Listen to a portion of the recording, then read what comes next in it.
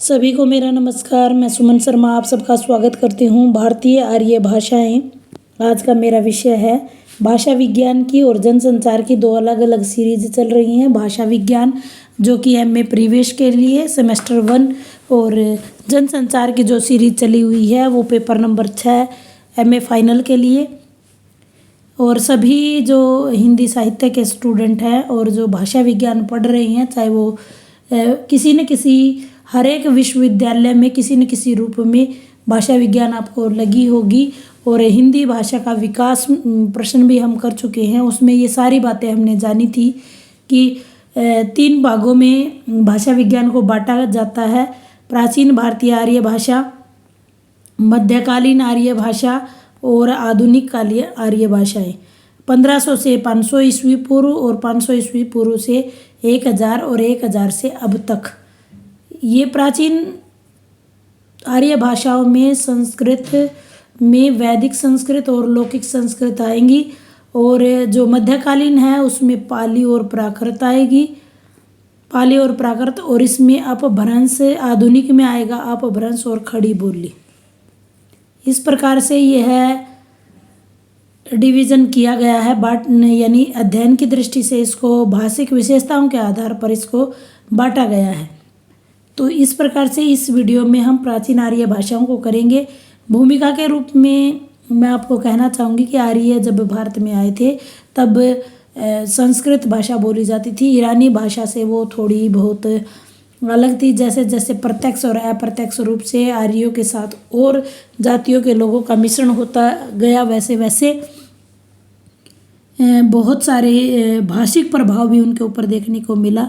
वैदिक संहिताओं में भारतीय आर्य भाषा का सबसे प्राचीन रूप मिलता है।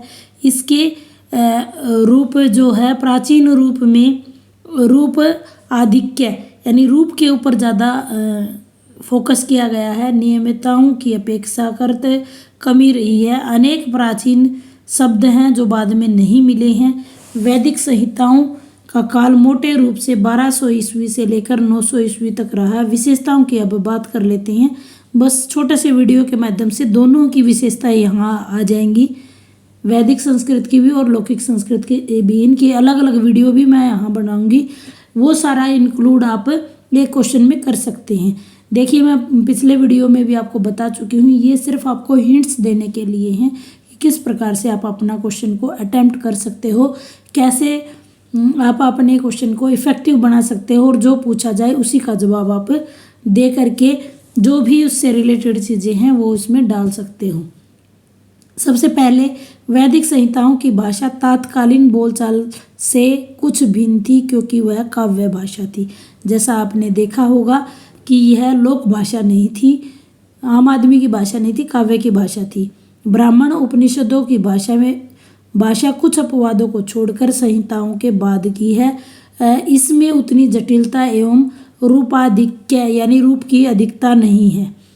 इसमें गद्य भाग की भाषा तात्कालीन बोलचाल के निकट दिखाई देती है, जबकि काव्य की भाषा जो संस्कृत का प्रौढ़ रूप दिखाई देता है।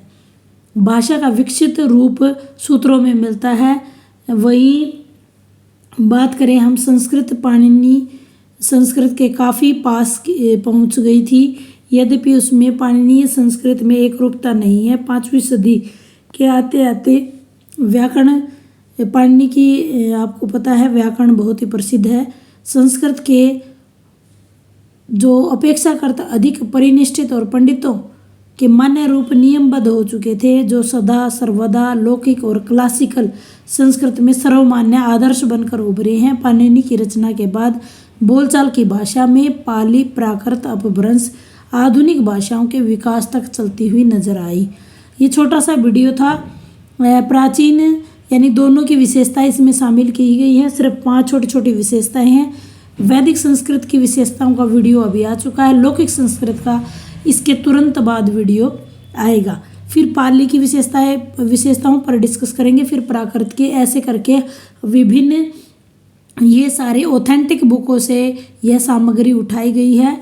आपके लिए बहुत ज़्यादा लाभदायक सिद्ध रहेगी अगर आप इस पर थोड़ा सा भी फोकस करेंगे। धन्यवाद।